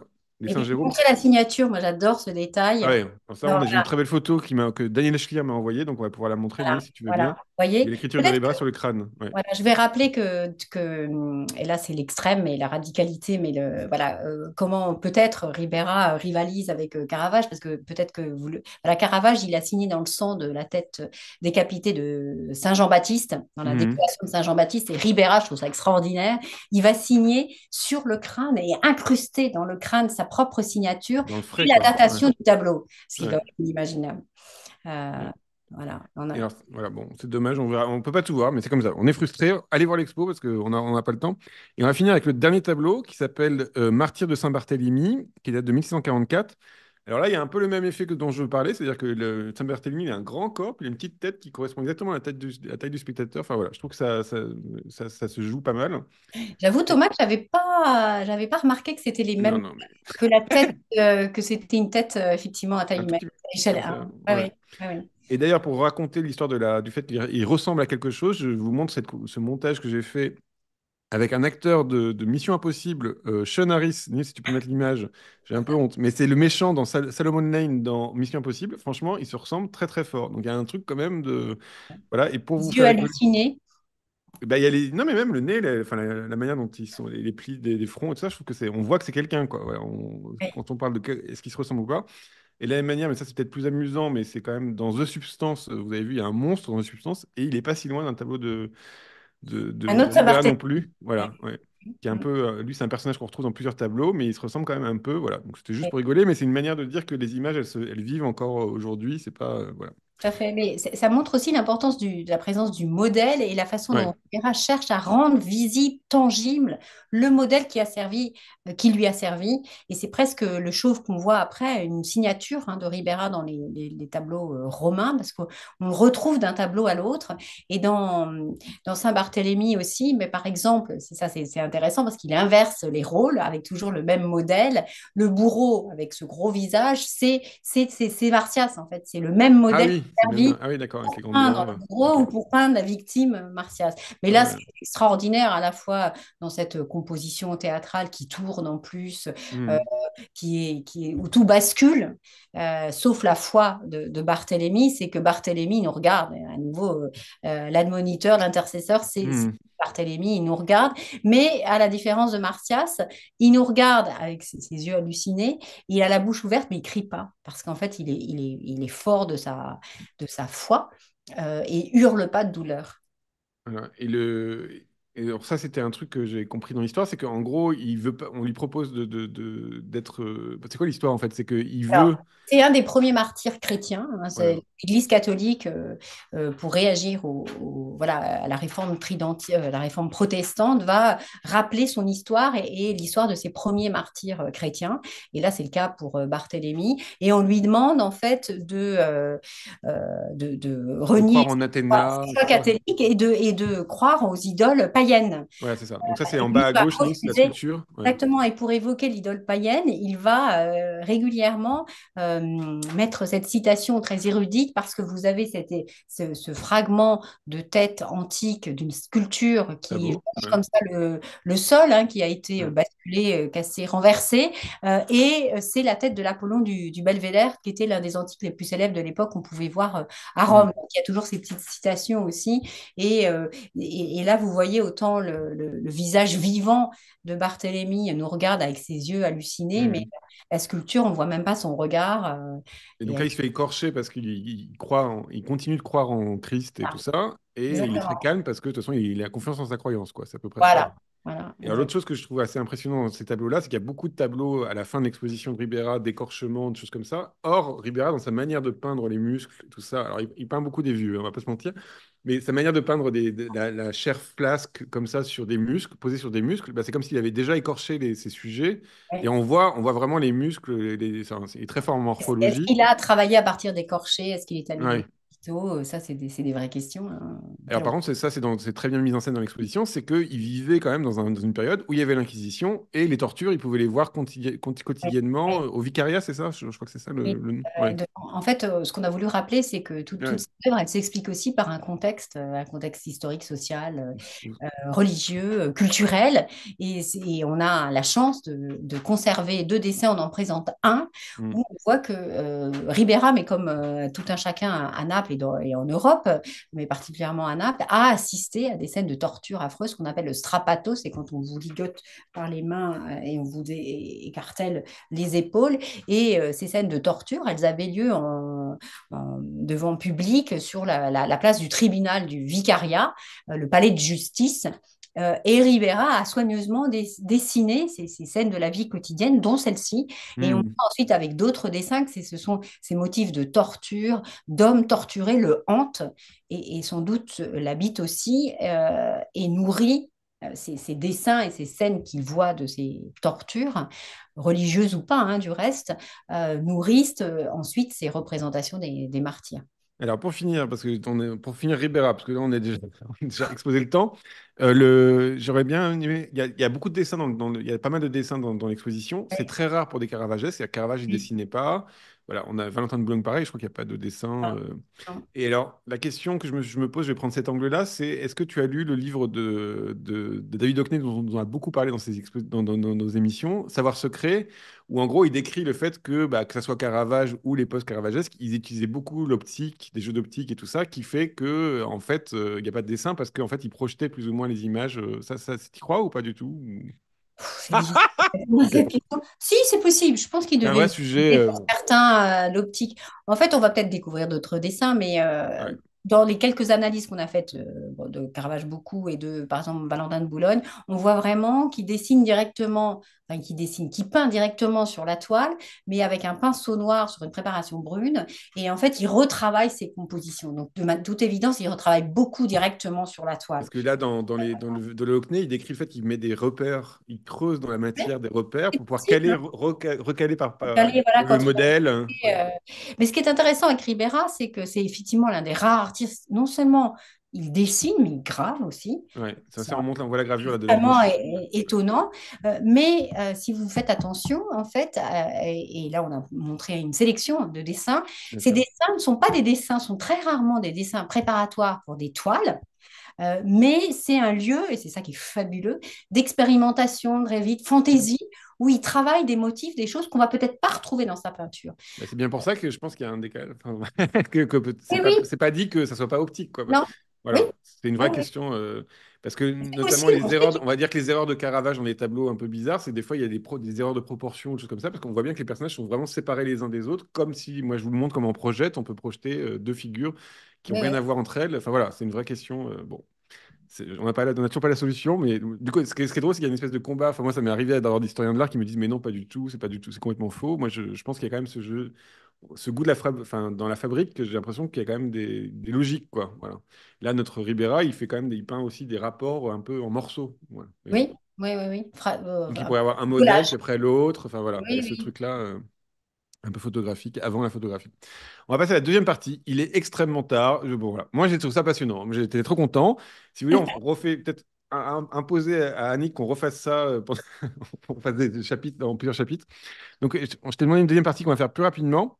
Je t'ai demandé un livre, une exposition, un texte, un événement dont tu étais particulièrement fier dans ta carrière, hors l'exposition Ribera, qui est un chef-d'œuvre. On le répète, allez-y. C'est jusqu'à quand d'ailleurs l'expo Ribera? Parce que comme ça. Ah oui, ça c'est important, c'est jusqu'au 23 février. C'est Ah, donc, il moins faut se de 4 dépêcher, mois. c'est parce que Voilà. vous allez la voir et vous allez avoir envie de la revoir. Donc dépêchez-vous d'y aller d'abord une première fois, puis pour revenir plusieurs fois. Voilà.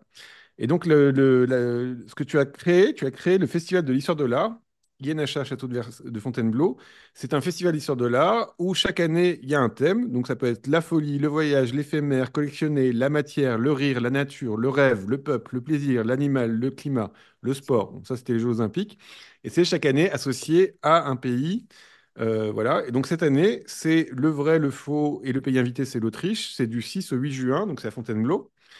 Nils, ah mais non, mais oui. Non, non, Nils, j'ai pas mis dans le bon ordre, mais c'est pas grave. Si tu peux mettre l'affiche avec des couleurs. Excuse-moi, Nils. Je sais pas si je l'ai bien. Enfin bon, on n'est pas très chauffé aujourd'hui avec Nils. Voilà, merci Nils. Et donc, c'est ce festival-là, ce que je voulais qu'on en parle parce que vous pouvez retrouver sur la chaîne YouTube du festival plein de conférences. Il y a des conférences notamment sur Rosa Bonheur et tout ça. Enfin, moi, j'étais très content d'avoir ça. Mais il y a plein de conférences auxquelles vous pouvez avoir accès, qui sont très intéressantes. On va vous mettre le lien sur le chat et puis je le mettrai à la fin de la vidéo aussi, enfin, sur la chaîne YouTube de la vidéo. Voilà, on va y arriver. Voilà. Alors, pourquoi vous avez fait ce festival alors? Alors en fait, c'est un peu comme une fête d'histoire de l'art, une fête de la création artistique.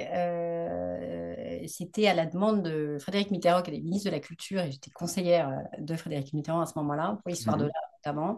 Et l'idée, c'était, vous savez, il y a ce long débat sur pourquoi on n'enseigne pas l'histoire de l'art à l'école en France, Ouais. alors que dans d'autres pays comme l'Italie ou l'Angleterre, c'est le cas. Et nous, historiens de l'art, on aimerait beaucoup qu'on puisse enseigner l'histoire de l'art avec des historiens de l'art, l'importance des images aujourd'hui, de savoir les Ouais, décrypter voilà. enfin un outil.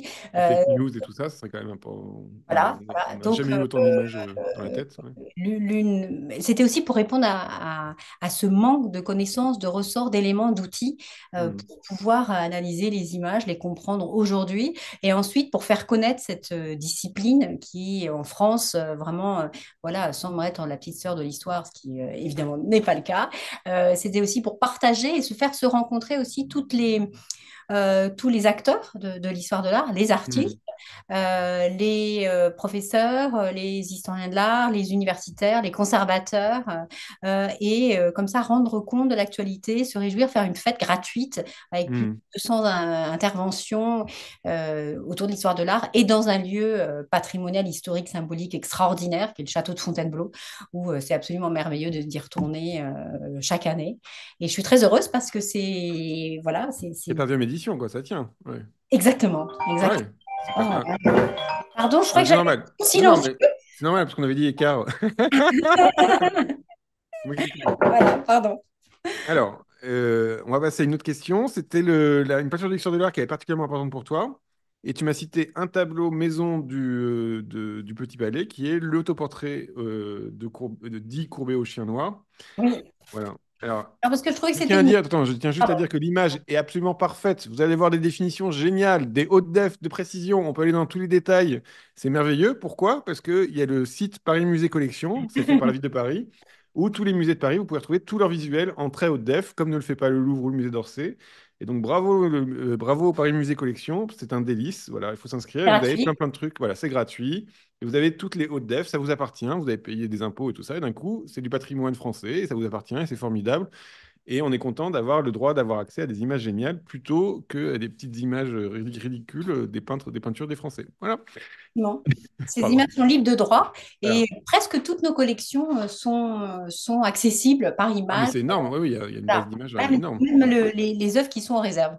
Et pareil, si vous êtes intéressé par Franchini, le livre dont on a parlé, vous pouvez le retrouver sur Gallica. Pareil, c'est accessible aux Français, c'est gratuit. Et voilà, c'est le patrimoine.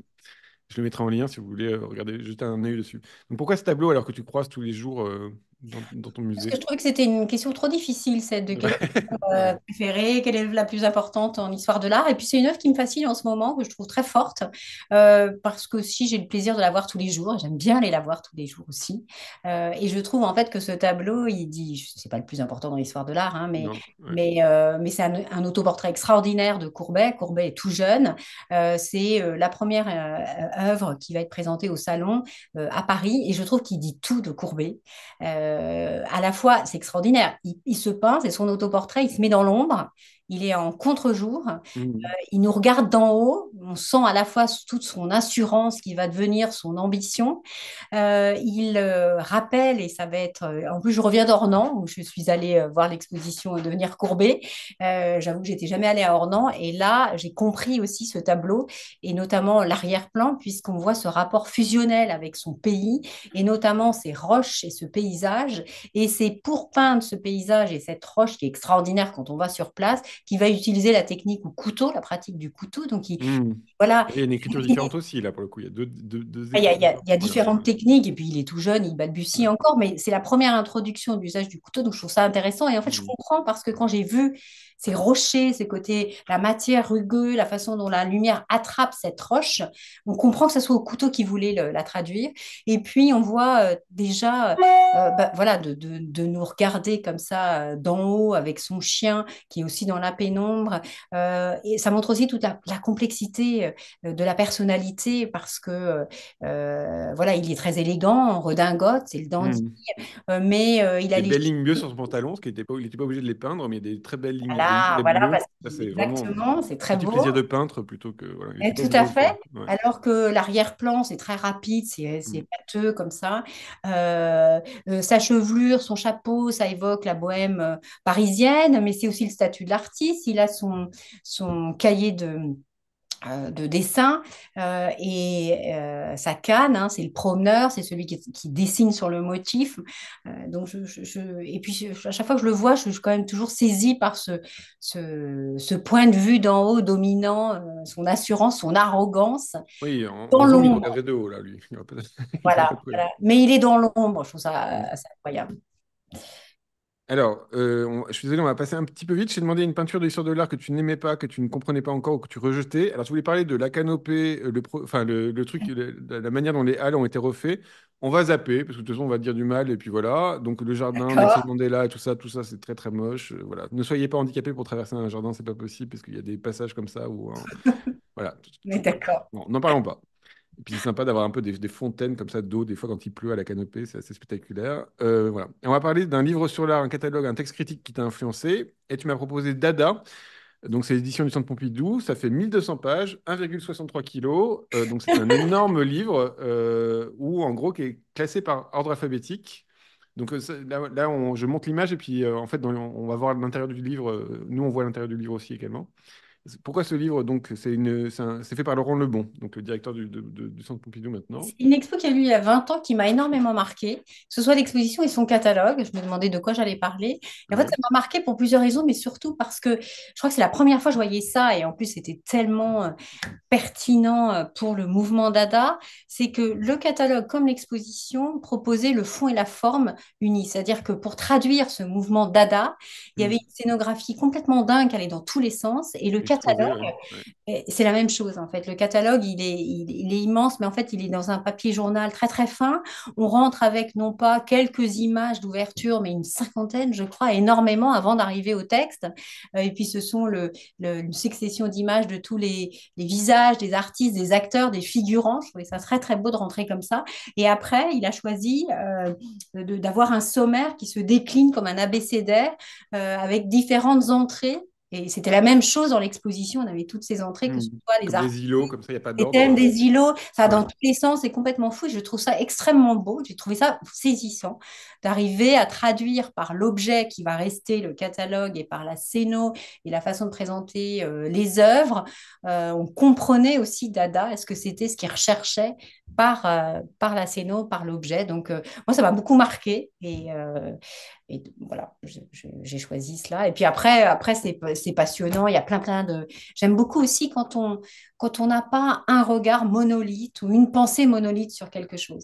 Et en faisant appel à autant d'auteurs, comme c'est le cas dans ce catalogue, ça permet Hmm. d'avoir vraiment des points de vue critiques extrêmement différents. On peut picorer, on peut faire des rencontres, on peut se plonger, on peut fouiller, on se perd. Et intellectuellement, Et j'en viens à stimulant. notre livre Ribera, qui est très très réussi aussi, le catalogue de l'exposition. Donc n'hésitez pas à l'acheter. Donc 49 euros. Faut quand même, voilà. Mais il y a des très belles images, des détails, Voilà. des morceaux. Ça, c'est un vrai délice. On a beaucoup travaillé sur Ouais, les visuels. Bah, les faut dire c'est visuels. spectaculaire Ribera, hein, mais voilà, il y a des gros trucs comme ça. Bim. Voilà. Et là, il y a beaucoup aussi d'écrivains, des historiens de l'art. Je me suis demandé comment ça se passe. C'est chacun choisit un peu son sujet. Comment ça se passe pour faire Non, des. non, c'est nous. Alors, c'est nous qui avons commandé tous les textes. On a Ok. sollicité les auteurs. J'ai pensé. T'appelles à Victor Stoichita, un Oui, génie, et tu lui oui. dis ouais, ouais, tu vas m'écrire ça, mon coco. Ok, ça marche comme ça. Non, Stoïque, pas comme ça. il a écrit un tout petit peu à côté de ce qu'on souhaitait, enfin, Ah, d'accord. un Ok. petit peu parallèlement, mais oui, oui, en fait, on pense l'architecture de notre ouvrage et puis après, on sollicite les auteurs. Certains ne sont pas disponibles, nous Ouais. disons. D'autres nous disent, bah, je préférais voilà, écrire sur autre chose, mais la plupart du temps, ils répondent à nos commandes parce qu'on a pensé aussi Hmm. à cette personne pour ce texte parce qu'on sait que ça serait la personne qui le ferait voilà, de manière la plus pertinente possible. Je trouvais que c'était bien aussi d'avoir justement des spécialistes avec des horizons, des approches Ouais. très très différentes. C'est la première fois aussi, je tiens à le dire, pour Ribera, où on va on a proposé ce qu'on appelle la fortune critique, une sélection d'œuvres, de textes de Ouais, l'époque, du 17e, du 18e et du 19e, et qu'on a pris le soin de traduire aussi. ouais, c'est ce qui est Donc, super à la tu as fin. cité hein, au cours de Je peux citer des petites l'exposition. phrases là, ouais, voilà, Voilà, ça permet un peu aussi de toucher du doigt le quotidien de Ribera, de voir comment il était reçu à l'époque, critiqué aussi. Et ça, dans la documentation, il y a beaucoup, beaucoup de documentation autour de Ribera ou il y a très peu de choses? Parce que là, quand on est. Alors, il y a quasi rien en français. Voilà, parce que des textes critiques, bah oui, à chaque fois, ça renvoie à des trucs C'est italiens toujours que je connais espagnol pas. Ouais, ou italien ouais. et un peu anglais parce que aux États-Unis, il y a eu cette grande exposition monographique avant qu'on découvre Ribera Romain en 92, Ok. 1992, au Metropolitan Museum, au Prado et à Capodimonte. Et donc le catalogue existe en anglais Donc, aussi. Capodimonte, c'est à Naples. Voilà. À Ok. Naples, oui, pardon. Alors, je t'ai demandé une passion contemporaine que tu aimais et tu m'as proposé Bilal Hamdad. Donc, vous pouvez. Donc, l'Horizon, ça date de 2022-2023. Vous pouvez suivre son. J'ai interviewé dans les apparences, donc vous pouvez suivre son émission. Alors, pourquoi ce tableau? Et puis, peut-être, on peut dire un scoop ou pas? Je ne sais pas si on a le droit de le Et dire. on peut Ouais, le dire. bon, voilà. C'est sûr, ça va se faire. Ouais. Vous le savez, nous, on aime bien inviter des artistes.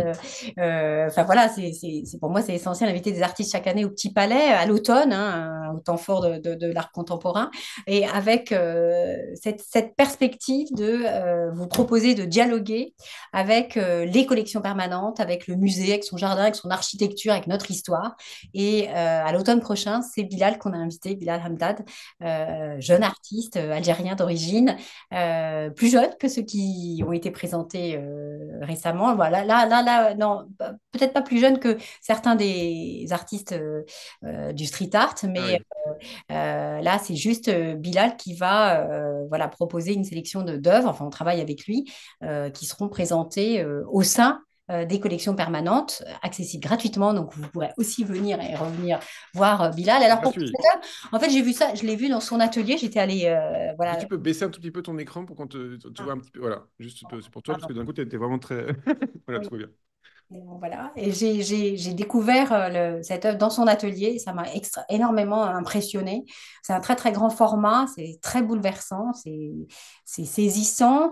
C'est à la fois très, très beau, un effet de trompe-l'œil incroyable, et puis très dérangeant, très bouleversant. Moi, évidemment, ça m'a évoqué, et c'est ce que je fais le travail de ce que j'aime beaucoup de Bilal, c'est que on pourrait prendre la citation de Baudelaire, c'est un artiste des temps modernes. Enfin, il peint aussi la réalité quotidienne ou l'actualité, les préoccupations et les problématiques d'aujourd'hui, mais toujours, Hmm. alors d'abord avec aussi une technique extraordinaire, hein, sa Drapé, maîtrise ouais. du trompe-l'œil, et donc ça m'a évoqué les gisants, les traversées, l'eau, il y a cette présence de l'eau. Il a travaillé d'après le modèle vivant, ça j'ai appris après. Il me racontait qu'il a fait poser des proches pour réaliser cette œuvre où en fait, on voit pas la perspective. Il a appelé cette série l'horizon et on discerne à peine Un peu la bouché, ouais. Ouais. perspective des bouchées. C'est noir, c'est dramatique, mais c'est aussi poétique parce qu'il faut aussi regarder les détails chez lui. Et au tout premier plan, il a mis ce petit bateau en papier rouge, alors rouge comme le sang, mais c'est aussi un élément poétique. Est-ce que c'est un espoir, le bateau qui va Ah oui, poursuivre? pour moi, c'était plus les embarcations de migrants, tout comme ça, très, très Aussi, fragiles. Je pensais à la photo tout du à petit fait. Célan aussi. Enfin, voilà, il y Oui, avait ce oui. truc-là. Ouais. C'est Ça, sans c'était. doute ça. En fait, ce que je trouve aussi très beau chez Bilal Hamdad, c'est que rien n'est, en fait, Oui, c'est pas appuyé. on Ouais. saisit tout de suite l'image et en fait, il faut continuer à la regarder parce Hmm. il y a souvent des citations, des choses cachées. Elle n'est pas entière, en fait. Il y a de l'inattendu, il y a de l'indécision, du suspense. À chacun peut y trouver Surprise, une ouais. part et elle se révèle pas complètement. Et puis il y a ces petits rayons de couleurs qu'il met des fois dans le blanc, au milieu du blanc, comme ça, Ouais, là, il y a une tache de jaune dans l'eau et tout ça. Ça, nous en a exactement. parlé dans les apparences. Si vous voulez aller voir, il en parle pas mal. Ah oui. Et finalement, une passion contemporaine française que tu aimais, et tu m'as Pardon. proposé. Ah, pardon, je vais essayer Ah d'avancer oui, parce non, qu'il non, est non, déjà non. tard et je voudrais pas te prendre toute. Oui, oui, oui, oui. Une peinture française que tu aimais. Alors là, tu as mis deux français, mais c'est comme ça. C'est Francis Petrovic, Tenir. Donc Ah bah parce que Bilal, il est algérien. c'est vrai on peut Aussi, dire qu'il voilà. est. Ouais, c'est vrai. C'est vrai, J'aurais ça marche bien. Oui, tu as raison. C'est moi qui suis. Ça me faisait plaisir voilà, de parler de Ah son bah truc. oui, bien sûr. Et Il donc a Bilal, oui, présenté, l'exposition. Donc il aura une exposition au Petit Palais. l'automne prochain. C'est quoi les dates à peu près? Où on a une idée ou... Oui, Automne, septembre, quoi. Ouais. octobre, octobre. Octobre. Octobre Et c'est 2020. gratuit. Et c'est gratuit. C'est Venez voir. gratuit. Et donc, Frances Petrovic, qui a également une émission des apparences, si vous voulez la regarder. Donc, ça date de 2022. C'était l'affiche de l'exposition du Musée de la vie romantique. Ça s'appelle Tenir. Pourquoi? Ah, Pas parce que facile. je la trouve très poétique, je la trouve très très belle. Et là, c'est aussi pour le fond et la forme. Je trouve que d'abord à nouveau, elle se saisit pas immédiatement. Chacun peut la ressentir, l'interpréter différemment. Est-ce que donc c'est cet homme dont on voit pas le visage qui retient une jeune femme? Est-ce qu'il l'enlace? Une jeune femme qui a l'air endormie ou est-ce qu'elle est souffrante ou est-ce qu'elle est morte? Ou moi, je la vois plutôt endormie qui se laisse aller dans les bras de cet homme, enfin que j'imagine être un homme, mais on ne voit pas son Ouais, c'est un homme, visage. effectivement. Ouais. Et il y a cette idée de l'enlacement et du tenir, il est aussi traduit par la technique au la vie et cette interpénétration, quelque chose qui se mêle et qui se mêle aussi dans la technique avec l'eau avec le côté très mouillé, lavé, où la peinture semble, comment dire, euh, Parce que, traduire aussi par la technique. Moi, je dis vois plutôt oui, il y a une fragilité. Est-ce que de, ça va être difforme ou voilà, où ça est-ce que tient ou ça ça se laisse? s'entremêle, ça s'entrepénètre. Et pour moi, c'est l'image de deux amoureux ou de deux êtres qui s'unissent, qui s'entremêlent, voilà, par les gestes, mais aussi par cette technique. Et ça, je trouve ça très, très beau. Et pour le coup, c'est un peu le contraire de Ribera pour l'incarnation, puisque là, le blanc de la Oui, peau, c'est la réserve du blanc, quoi. Enfin, ah c'est oui, du oui, non peint. Voilà. effectivement, c'est du non-pas. Et tout à fait, j'y avais pas pensé, mais oui, oui. J'aime bien faire c'est mon côté Michel Drucker, j'aime bien faire des liens qui n'ont rien à voir, mais voilà. Super. Eh ben, merci Annick. Alors, on va voir s'il y a des questions. J'ai vu qu'il y avait des questions de Jérémy Liron, notamment sur le chat. Si Nils peut nous partager. Je suis désolé, je presse un peu les choses pour qu'on finisse, que ça dure pas trop longtemps. Nils, est-ce que tu aurais deux, Oui. trois questions? Ah bah, Assez vite, hein. je peux faire Ouais. la petite. C'était pas vraiment une question de la part de Jérémy Liron, mais je peux le citer quand même, Voilà, qui nous parlait du coup des martyrs. Il nous dit: ces regards des martyrs, ces têtes qui semblent presque se détacher du corps, donnent l'impression d'une métamorphose de l'âme qui quitte le corps, aspirée par le ciel. Dans cette apostrophe muette, ce regard vers le spectateur, on pourrait voir un appel à la foi, à s'y rendre en confiance, y confier son destin. C'est très juste. Et Ribera, il était bon. On a vu que c'était un osseur. On a compris que c'était un osseur. Est-ce qu'il était croyant ou pas? Ou est-ce que c'était parce que C'est difficile d'y répondre, mais sans doute, bien entendu, vous savez, au il est 17. très très matérialiste quand même. Il aime la Oui. peau, il aime des choses. Donc oui, il y croit. Ouais. Sans doute, hein. Alors après, quand même pour la petite anecdote, quand on habite à Rome, au moment On de y croit. Quand on habite à Rome, on y croit.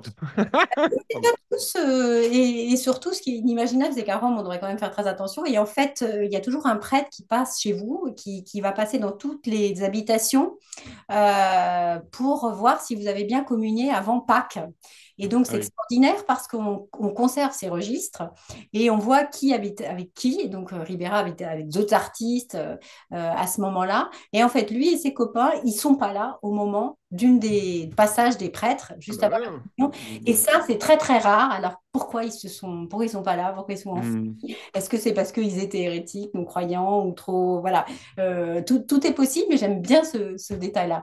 Mais bon, voilà, après, c'est difficile d'y répondre et a priori, il devait l'être. Et toi, tu t'es occupé de la, je sais pas comment on appelle ça, la chaire d'histoire de l'art à la Villa Médicis, c'est ça? Ou c'est Du comment département d'histoire de l'art. du département. Ouais. Voilà. Donc et ça, c'est quelque chose quand même de vivre à Rome aussi longtemps.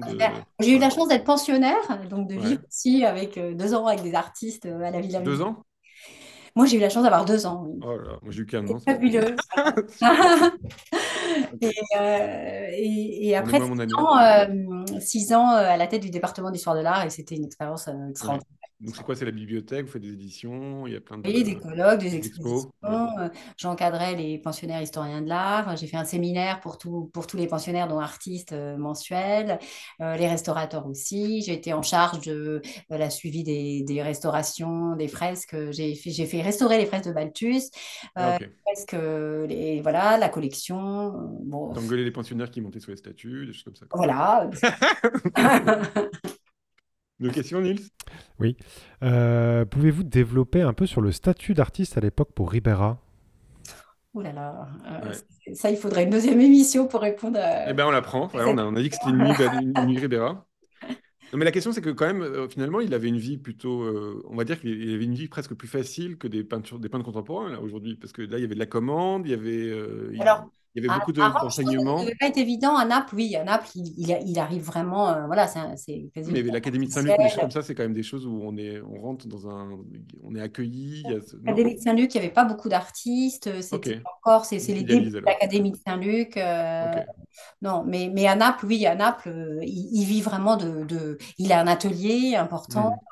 Hmm. Il s'achète Les un assistants aussi, hein, ça cherche. palais, Ouais. voilà, et il est couvert de commandes, que ce soit voilà, des Napolitains, des vice-rois qui dirigent Naples et qui vont aussi commander pour des couvents, des cycles pour les églises et ramener des œuvres de Ribera en Espagne. Donc oui, là, c'est un artiste très recherché avec beaucoup, beaucoup de travail. Hmm. Une autre question, Nils? Une dernière. Allez, Ouais. il est 30. Ouais. Est-ce qu'au sommet de sa carrière, il continue aussi à peindre des gueux de manière très simple comme au début? Oui, il continue et par exemple, il se fait connaître par des séries de philosophes qu'on appelle les philosophes mendiants. Ça, Ça, c'est c'est très, magnifique, très hein. beau aussi. Ouais, On ça, en a c'est. montré juste quatre, mais il y en a plusieurs Ouais. séries. Et pour voilà, mettre en image, enfin, peindre Platon, Socrate, la philosophie et cette sagesse des philosophes antiques, il va utiliser comme modèle des hommes de la rue. Et donc, Voilà, le Platon, là, il est c'est vraiment magnifique. émouvant Ouais, encore. Oui, ouais. il va poursuivre toute sa carrière la peinture des plus humbles. Il peint aussi voilà, il va faire un portrait extraordinaire que vous connaissez peut-être, le Pied-Beau du Louvre. Ouais, c'est le C'est plus connu du un Louvre. Ouais. tableau d'apparat extraordinaire d'un gamin, d'un mendiant des rues de Naples, pardon, et qui pose, en plus, il est heureux, il pose en souriant à pleines dents devant un ciel extraordinaire qui se déchire. Le noir de Ribera se déchire les noirs de Ribera se déchirent pour le portrait du Pied-Beau. Trop bien. Bah, merci beaucoup, Annick. C'était super. Moi, j'ai adoré. J'espère Ah, que vous avez aimé aussi. moi Vous pouvez, aussi. vous pouvez retrouver le. Donc, n'hésitez pas à voir l'exposition quand même. Franchement, ça vaut le coup. C'est vraiment, il n'y a pas. Moi, je vais pas souvent. Enfin, voilà. C'est une exposition qui vaut le coup. C'est jusqu'au 23 février 2025. Si Euh... je puis me permettre, Thomas, si vous voulez Oui, la voir avec un peu moins de monde, sachez que trop le bien. vendredi et le samedi, on ferme à 20 heures, alors un petit Ah, peu voilà, un quart ouais, d'heure les avant. nocturnes. Les nocturnes. Ouais. Voilà, les nocturnes. Et à partir après 18 heures, entre 18 heures et 20 heures, il y a beaucoup moins de monde. Voilà. Et franchement, ça vaut vraiment le coup d'aller voir en vrai parce que c'est rare et c'est des super bels accrochages, super beaux tableaux, super bel artiste. Trop, trop génial. Merci. Merci beaucoup Annick, hein, c'était vraiment super. Merci Anis pour la réalisation. Merci à Mathilde Beaujard du Petit Palais pour avoir réglé ça un petit peu dans les détails. Et on se retrouve, je ne sais pas quand, je vous le dis. Abonnez-vous, comme ça vous aurez des choses. Merci à ceux de Twitch qui nous ont suivis. Et puis, bonne soirée à tous.